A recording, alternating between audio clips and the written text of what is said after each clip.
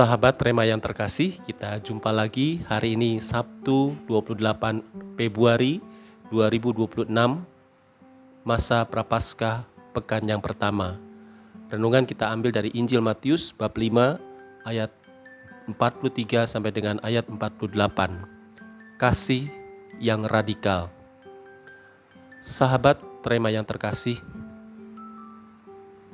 Tuhan Yesus mengajarkan kepada para murid dan kepada kita semua pada zaman ini tentang ajaran atau hukum yang baru dari ajaran yang lama, yaitu dari Taurat. Letak kebaruannya adalah bagaimana penghayatan kasih secara radikal dan diungkapkan pula secara totalitas. Maka Yesus menitik beratkan pada mengasihi musuh. Saya merasa bahwa siapapun kita ketika harus mengasihi musuh itu tidak mudah. Namun sebagai bentuk atau ungkapan kasih yang radikal, maka kita mesti mencoba. Kita mesti berusaha berjuang bagaimana ajaran itu dapat terwujud di dalam kehidupan kita. Mengasihi musuh bukan saja suatu angan-angan atau himbauan, melainkan kasih yang sungguh kita ungkapkan kepada lawan-lawan kita, siapapun mereka, sehingga kasih itu menjadi persembahan hidup kita kepada Allah dengan mengasihi musuh, dan bentuk juga keteladanan dari Yesus yang memberikan ajaran itu kepada kita. Kita tahu bahwa Tuhan Yesus dalam karya mewartakan Injil menghadapi berbagai macam tantangan, menghadapi musuh-musuh, lawan-lawan yang menentangnya. Oleh karena itu Yesus tidak gentar, melainkan Yesus selalu memberikan edukasi dan Yesus memberikan pengajaran yang benar kepada mereka. Harapannya tentu adalah supaya mereka masuk dalam pertobatan. Maka beberapa poin yang bisa kita renungkan dalam Injil hari ini. Yang pertama adalah mengasihi tanpa batas tadi. Yesus memfokuskan pada musuh tadi, mengasihi musuh. Dan memang ini pekerjaan yang paling berat. Ya, sehingga dengan demikian maka bagaimana kita bisa mengasihi musuh-musuh kita atau lawan-lawan kita. Tentu yang dimaksud dengan musuh atau lawan, orang-orang yang hidup tidak bersesuaian dengan ajaran Tuhan. Ini menjadi tantangan bagi kita, bagaimana kita bisa mengasihi mereka dengan sepenuh hati, dengan totalitas. Sehingga dengan demikian, maka kasih itu sungguh mewarnai seluruh kehidupan kita dan juga orang-orang yang kita kasihi.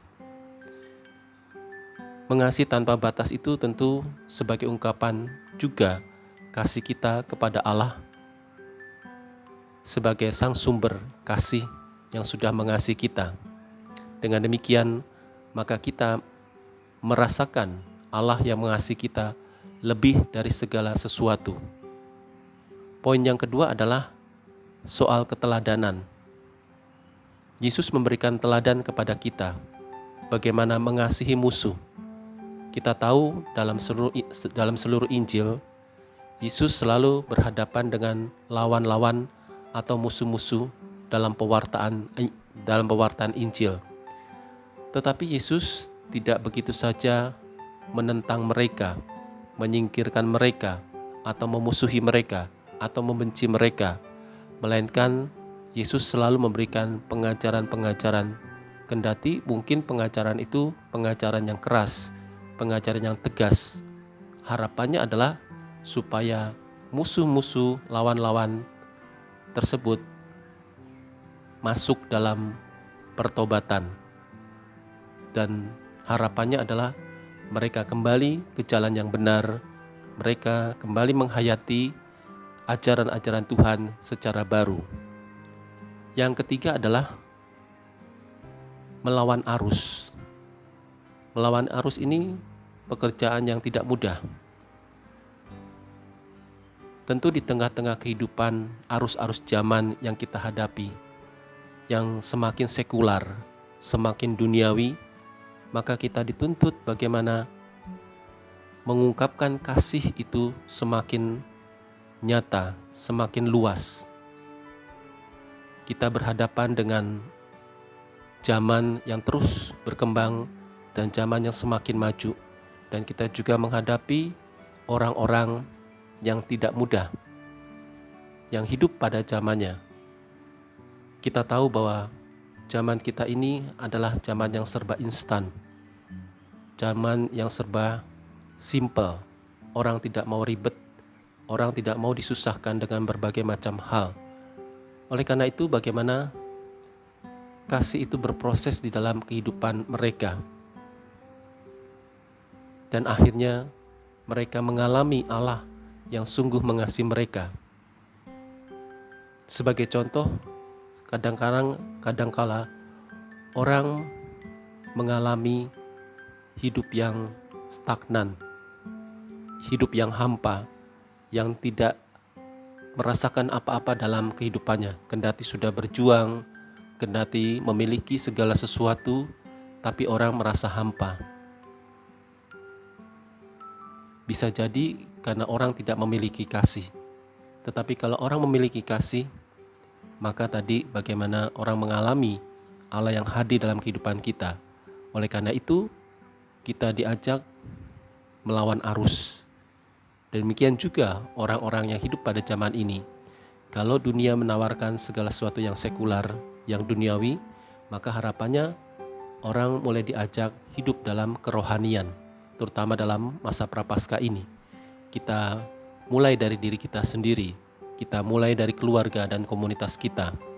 Bagaimana dalam masa prapaskah ini kita sungguh menghayati masa prapaskah, puasa dan pantang kita dalam dua dimensi, yaitu dimensi sosial dan dimensi rohani.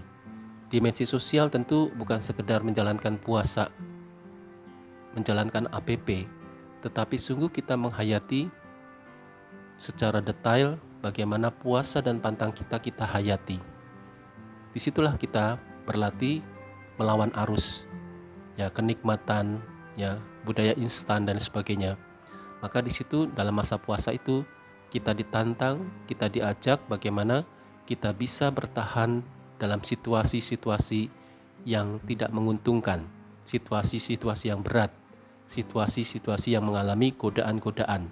Seperti dalam masa puasa ini, tentu ada banyak godaan kita untuk melanggarnya, untuk tidak berpuasa, atau kita melakukan puasa sekedar melakukan puasa saja, formalitas, tapi tidak menghayati artinya. Maka dimensi sosialnya menjadi gagal. Supaya dimensi sosialnya tercapai, maka aksi puasa itu sungguh kita laksanakan dengan sebaik-baiknya. Maka diusahakan berbagai macam cara. Misalnya, salah satu cara, kotak APP yang disediakan semakin hari itu semakin jelimet.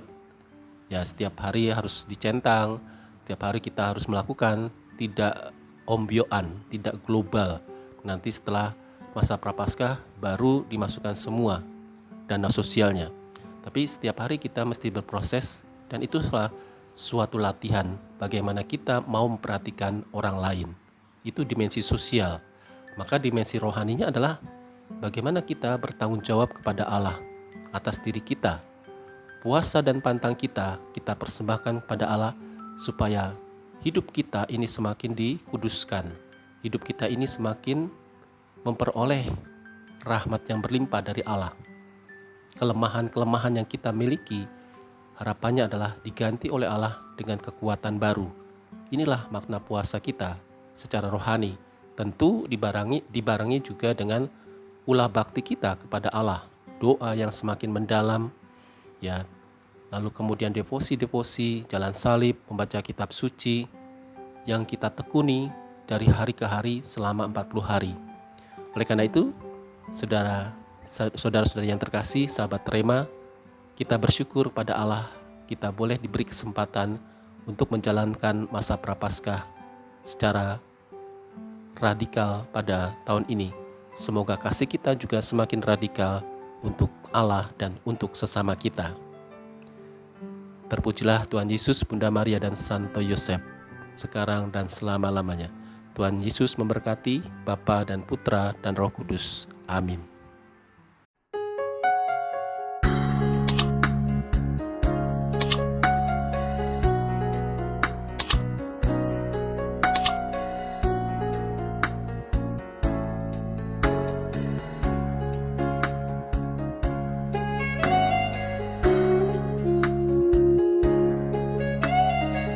Sahabat Rema, sampai jumpa dalam program berikutnya.